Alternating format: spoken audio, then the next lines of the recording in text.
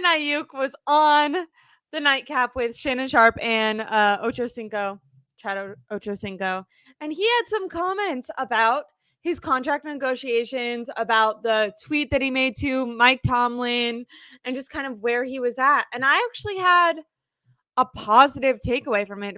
It sounded to me like Brandon Aiyuk wanted to remain a 49er, like they were, at least his team is in negotiations to be a 49er.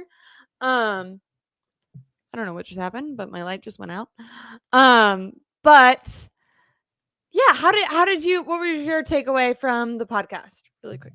So I know I said the other day on Rob's Stats show, Gold Standard, I had already heard that like the things behind the scenes are a lot different than what's been portrayed or how the media has turned things with BA. So like for Ayuk coming out saying like, oh, like I'm at the team facility, like he's literally said he was at the team facility this morning, which was last night. So he was at the team facility. He said that he understands it's a business. He understands that there's two professionals working. His agent, the Niners, like doing professional things, and he's gonna leave it towards them. And I thought it was interesting how he was like, "Well, my plan was to celebrate my birthday and then go into negotiations and put pressure on my agent to start doing things." What's funny is things came out before his birthday, like, "Oh, he's projected to get traded." He never cared because he knew like he wasn't worried about a contract until post birthday, and that was when that was after couple of announcements came out. For example, the Jags, the Steelers one, right? Yeah, and then I thought it was another thing I thought funny is when all this came out, I'm like, okay, this dude, he's toying with the fan base, right? Like he's messing around with the fan base. He doesn't truly think of anything. Like he doesn't think anything's going the wrong way. Like when he tweeted, "Money talks, bullshit walks." He literally like said about even with the Mike Tomlin, "Hey twin," like they're saying we look like twins. He's like, I thought it was funny. Like, yeah, thought it poked fun. He did say he thought he was like putting a little bit of pressure on the organization, which in my head, I don't exactly think he has like the leverage to do that, but no. It definitely didn't come off as like intense at all about it. Like he was like laughing and he was just like, oh, like he's just having fun with it, you know, kind of reacting to the rumors as he hears them. Cause we don't really think about this, but he said, he's like, I heard about these things like over Twitter, you know, like this wasn't stuff my agent told me. This wasn't things, whether, you know, I wasn't in contact with the Steelers, with the Jags. I wasn't even in contact with the 49ers about starting my negotiations yet. Yeah. Like, I was just hearing these things on Twitter and kind of reacting as those were happening. Yeah, so I thought it was interesting because like some of the stuff he was saying, like he understands who he is, and then just to go up, shout out to Jason, shout out to him saying what's up to us. I believe that is, I'm not trying to be wrong. Correct me if I'm wrong. I believe that is Samoan. Talofa is in Samoan. It's like saying hi in Samoan. So I believe I'm right. Shout out to you, Jason. So for me, it's one of those ones where he understands who he is as a player, who he is as a person. He talked about how he understands his worth and he understands like this season, what he did this season. Yeah, he speaks. Yeah, he hold himself highly. Like he's like, I understand like how good I am. I know what I'm bringing into the locker room. Like that was a big comment too. Is like, hey, I know what I'm gonna do. I know what I'm gonna keep doing. He honestly seemed like unbothered, right? Where he even talked, by the way, he said, good job with knowing what that meant and good pronunciation as well. Grew up with a lot of Samoans and played football with a lot of Samoans. So I like to try to understand like what they like.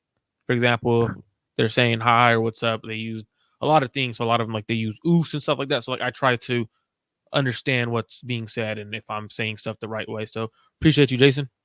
Hell yeah. But I was gonna say Ayuk seemed like almost calm, where I feel like worst case scenario, right, is that the 49ers say, you know, no, Brandon Ayuk, you have to play out your 5th year option. He even not, and obviously this would not be his first choice, and I don't think he thinks it's going to come to this, but the energy that he brought was kind of like, I know what I can do, and if I'm in this worst case scenario, I know that I'm going to go out and I'm going to perform extremely well, and I'm going to get my money at some point. You know what I mean? He pretty much was. when I he took that wants comment as like he was like, all now. right, let me play on my 5th year option. I'm gonna be Yeah, so like, I'll expensive. get even better. Yeah, I'm I'll gonna be get even so more. expensive. You're not gonna be able to pay me. So it was more like I Okay, think that comment. I'm really glad that you took that same I, like, had Yeah, that same takeaway, but I was like, "Oh, maybe I'm, like, reading too much into it." I'm glad you also felt that way. yeah, like that. When I heard that, I was like, okay, like he understands. Like, all right, play me on my 5th year option. I'm gonna make my market so big that you're not gonna be able to pay me, and I'm gonna get my bag regardless. Like either you're gonna pay me or someone else is gonna pay me. So if I have to play on that 5th year option, that's fine.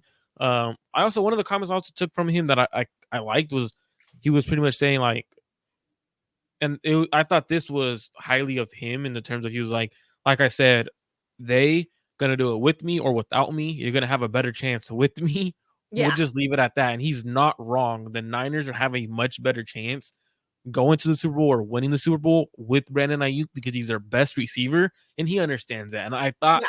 when he spoke about him being the number one, he's like, I'm not gonna get into that because he knew what Shannon Sharp and Ocho were trying to get him to do. He was Yeah. he was He's he was smart. gonna He's smart. he knew and he was like, I'm not gonna get into who's 1, 2, 3, or 4. I know who I am. Yeah. And I was And like, he knows. I loved his, because I feel like a lot of fans, especially during, like, contract negotiations, you get some fans, and I'm not in this level of thinking where they assume if a player is trying to get their value, get as much money as they can, that, oh, that player would, cares more about money than championships and more about getting paid than championships. I loved Brandon Ayuk's emphasis on winning a championship and how that was his most important goal, and him saying, we should have had 2 championships already. In my head, I was like, "Ooh, who was that a shot at?" Kyle. Because he also said that when he said, "Since the day I walked in this locker room, from this morning when I left, after lunch, I have shown up, been the ultimate professional, worked extremely hard. There's never a day that you could have doubted my work ethic." And to me, that was screaming, "Hey, what is he saying about that doghouse? And does he have?" And I'm not saying this. I don't think this makes him not want to sign with the 49ers, but I think he is bringing to the table like, "Hey, you didn't always treat me the best, and I've been stand up, and you're gonna pay me as if I've been stand up. You're not gonna come into this and be like, oh well, no." And for all the people that are saying, "Oh well, like, how would he perform if he really was that true number one, if Debo wasn't on the team?" Well, the reason he was playing his rookie year is because everyone was injured. So we've seen him as the 4th option, and we've seen him when the team has had to rely on him and the number one corners on him. And he's excelled in every situation the 49ers has put him in. So I think he was sitting there like, kind of like, "Hey, championships are what's most important to me. The 49ers want to win a championship. We should have won 2 championships already. Potentially, if I would have got the ball more, we would have had one this year. Brock Purdy's my guy, and the team's going to be better off if they're extending me and Brock Purdy at the same time. That's how they're going to win a freaking Super Bowl. And I'm going to be the one that's teaching the young guys. I'm the one that's setting the standard. I'm the one that's coming into practice in shape, working hard, And that and was when." kind of a shot at Debo. Yep. I took that as a Yep. shot at like, and I like it probably isn't a shot at Debo because they're boys, But but just like like, understanding, like, even if you're boys, you can kind of like if you have a stronger work ethic than your friend, right? Like, and like it's one of those ones where like I felt like he may have gotten offended by Debo, because Debo did speak on, I believe it was Kay the Kay Adams. Adams show, and like he may have felt like, hey, bro, like don't be talking about me because I didn't talk about you during your contract extension Yeah. Like, negotiations. leave Like, this up to me type of thing. yeah, like don't get involved because it could be that like he did get offended by that. Like I don't know. Like obviously this is speculation. Like we're going a little deep into like trying to um dissect what he said, but like the biggest thing I took from that interview is what I had heard is true. Behind the scenes, it's not as bad as the media has made it. He literally said, "We got professionals working on both sides. Hopefully, we can come to a professional agreement." And Can what I you like, for sorry to interrupt you, but go ahead. for people who didn't see, because I mentioned this to you before the show started, that I saw you were on with Rob, and I do feel like a lot of fans, when seeing the tweets and when seeing, it's been kind of confusing from Brandon Ayuk if you don't know like behind the scenes, because sometimes he comes out and he's like, let's not worry about it. John Lynch is over there like, let's not worry about it. Kyle Shanahan is basically saying how important it is to have a guy like BA on the team and for the future and to be able to win. Jed York is saying, if they had an unlimited salary cap that he would have been signed a month ago, and that there's, they always want to keep their guys. And basically everyone was kind of downplaying the Flames and saying he's going to come back. But then you had these instances where Brandon Ayuk is tweeting and you're hearing these rumors of, hey, the 49ers are taking calls. So I think as a fan who doesn't have the behind the scenes, it's been a little confusing for BA then to come out and be like, well, why would, everything's fine. It's like, well, you were like hinting that you wanted to go to the Steelers like a week ago. So can you, because I know that you have some connections behind the scenes, can you say what you've heard about these negotiations and maybe them not being as contentious as it felt like they were a week or two ago? Yeah, absolutely. So I've talked to a guy and he's like, look, behind the scenes, it's not that bad. Like, it's been pretty solid. He was like, it's not, they're both professional like sides. And he was like, BA is doing this to the media because he understands like, hey, I don't have leverage. Like, they understand they don't have leverage. Yeah. So anything he says to the media, it makes the 49ers act in good faith. Now, like, oh, are they doing him dirty? He's kind of like, keeping you in line. Yeah, like making sure like they're in check. And one thing I did appreciate about Brandon Ayuk during his talk is he mentioned something that I think is bigger than what people understand. He mentioned every day is like a different day when it comes to contract negotiations. And it's true. I heard that. Because what happens is one day, contract negotiations, you hear one thing, and then the next day you're like, okay, well, counter offer comes in. And the team doesn't like that. They're okay, well, if you want this, then I got to take away this. So like you're taking a step forward, but then you take a step back. So it's constantly like it's a true negotiation. And from what I've heard, no one in the building is worried that BA won't be on the team next year for the future. Like everyone is like, no, we're all in on Brandon Ayuk. Like we truly think Ayuk's going to be on this roster, and there's nothing to worry about. So like I think him poking stuff like, oh, the money talks, BS walks. I think that's just him having fun. Like the Mike Tomlin comment, I think is him having fun, understanding how the 49ers fans, how us as content creators are reacting to it. And he enjoys that because Brandon Ayuk doesn't get talked about by the media that often because he's the fourth option on the team, even though he's an elite receiver. He's talked about in a sense of he is an upcoming receiver. And he wants to change that narrative in terms of I'm one of the best receivers in the league. I'm getting paid as a top receiver in the league. And I think that's a little bit to do with it as well. So there's a lot of things going on. There's no bad ill towards him and John personally or him and Kyle personally. And that's why he said, professionally, we hope to come to an agreement. Like, because he understands, hey, there's a business side of this. The people side, him and they're friends. Like, they're cool. They're good people. Like, he's not trying to like make it look like, hey, you know what? F you, Kyle. F you, John. No, he even says like, no, it's professional now. Like, this is the professional side.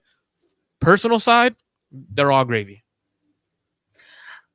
And I will say, when you're saying that, like I listened back to John Lynch, and when John Lynch was talking about when he was asked about BA, I feel like was the most optimistic about re-signing BA, basically kind of going through that, having a guy who they drafted, who's then performed as well as Brandon Ayuk, that for them, that's a guaranteed guy that they want back. And John Lynch kind of reiterated that although these things take time, he had no doubt that the 49ers want Brandon Ayuk, and as long as both sides want it, that it will get done. And that's actually as optimistic. If you listen back to with Nick Bosa, he talked a lot about the timeline pressure. If you remember that last year, I listened back to this same, if you like type in owners meetings, John Lynch did the same thing last year. Same thing with Deebo Samuel. With Deebo, it was much more contentious. And when you listened to John Lynch answer questions about it, he seemed much less certain just in his speech, not saying that he was or wasn't, but just in the way that he talked about it. He talked with much less certainty about extending Deebo Samuel. And so ironically, at this point, I actually think things are more positive with Brandon Ayuk and with the future of keeping Brandon Ayuk with the team than it's been with previous guys that they have ended up extending. So maybe with this, maybe they're looking, who knows if it will actually get done this fast, but maybe they are looking to getting him done, because with Deebo Samuel, it was like after training camp, right? Or he was right. It was right after training camp started. It was it was during training and camp because it was couple days, maybe like a week or two after training camp started. Late August. And then with Nick Bosa, wasn't it like September? It was like basically week 1 was almost happening before he signed. So maybe with Brandon Ayuk, as Brandon Ayuk is saying, like they want guys like him in the offseason programs, because other guys watch BA, and he's a leader, he's an example. So maybe with I've always hoped that they would do this, but it just hasn't been how they've ran their organization so far. But it would be nice. Maybe they're looking to extend BA a little bit sooner, I would love it if they looked at, July instead of August, June instead of August, whatever. And it could be the fact that the Niners realized that, like, hey, not having Nick Bosa during camp affected the growth of Colton McKivitz. Affects the growth of Colton McKivitz. It affected his play to start the season. Deebo came in out of shape a little bit. He had to take a period just to get in shape during training camp. So it could be a lot of things where, like, you know what, hey, we can't do this with our star players anymore because it affects everything around them. If all the other players get affected by, hey, Nick Bosa isn't here, admitted, right? Like, hey, like that affected him. Yeah. So it could be a lot of things like playing factor, and I think the Niners definitely want to get it sooner than later, especially because the longer they wait, if a guy like T. Higgins gets traded today and he gets paid $27 million per year, well, the number just went up on Brandon Aiyuk because Brandon Aiyuk has better stats than him. He's probably a better receiver than him.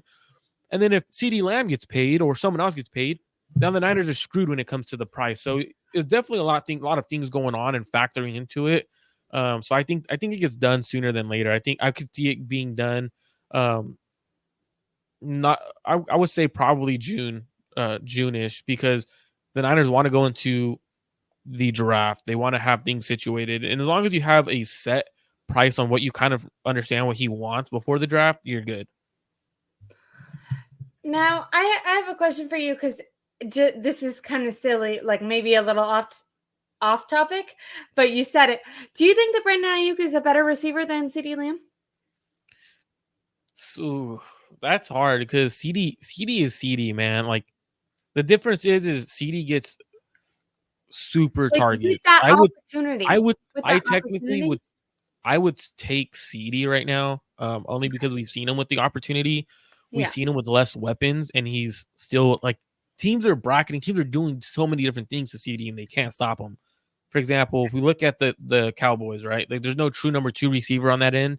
Versus the Niners, you have a true number 2 in Deebo. You have a tight end 1 in Kittle. You have Christian McCaffrey. So, like, truly, we don't know what Brandon Ayuk is in terms of, like, the true number 1, which I know what he is. Like, I know he's a true number 1. But he's doing it without help, and he's not being able to be stopped. Like, he takes go over games. Does Brandon Ayuk have a weakness to his game? Like, I would have said not last season, but I think earlier on in his career, maybe he struggled with drops, or I don't even know if we actually struggled with drops, or there was just a few crucial ones where it felt like, hey, you can make this one big play and you're going to really, like, solidify yourself as that number 1. And it felt like he missed some of those opportunities earlier on in his career. But then this last season, you know what I mean? Like, he was making those spectacular catches that are kind of like miracles, like in that Lions game where, bounces off the guy's helmet, like those kind of moments that you're always going to remember as a fan, because it's kind of like, oh, that was just fate to happen. But yeah, route running wise, speed wise, blocking, attitude in the locker room. I would say the only weakness Brandon has is the weakness to go up to Kyle and say, throw me the ball more. Yeah, right. Feed me more. We've seen Deebo do that. Yeah, that's the only thing I would say that's his weakness, where I don't know if it's a fear of his. Yeah, that's the only thing I would say his weakness is like during the Super Bowl, he's whipping on these corners. Demand. Go demand the ball, or go to Brock. Throw me the damn ball. I'm open. Like, that's the only weakness he has, to be honest. Like, I think he's a complete receiver, and I think the more Kyle trusts him, the more he's gonna go crazy.